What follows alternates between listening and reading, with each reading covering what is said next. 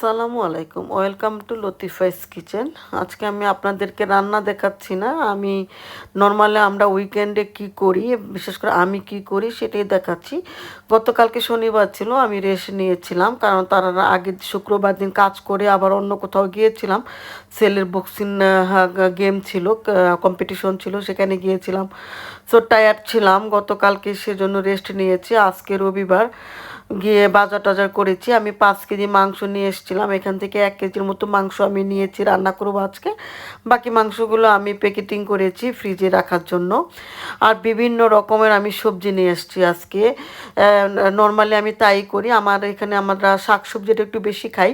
So সেজন্য আমি নিয়ে আসছি বিভিন্ন রকমের লাল শাক, ডাঁটা শাক, তারপরে পটল, ঢেঁড়স, বেগুন, তারপরে হচ্ছে আরও কিছু জিনিস ছিল।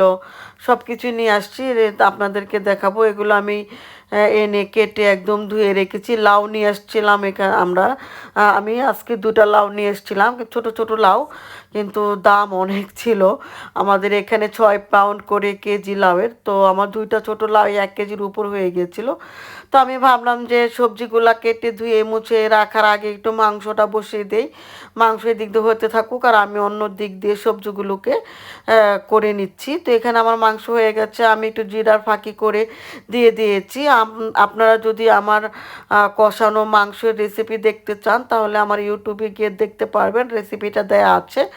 যাই হোক, এখানে আমি ধনিয়া পাতা থেকে ধরে রসুন, সবজি টবজি যা ছিল অনেক কিছু নিয়ে এসেছি, অনেক ফলও কিনেছিলাম, সেগুলো অবশ্য ভিডিও করা হয়নি।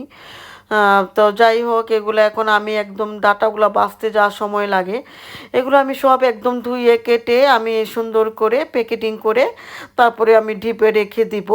তাই সেগুলি আমি ধুয়ে কেটে রাখছিলাম। লাউটা এভাবে কেটে নিয়েছি, তা স্কিনগুলো অনেক কড়া ছিল, খাওয়া যাবে সেই জন্য আমি আলু যেভাবে পলে সেভাবে পলে নিয়েছি।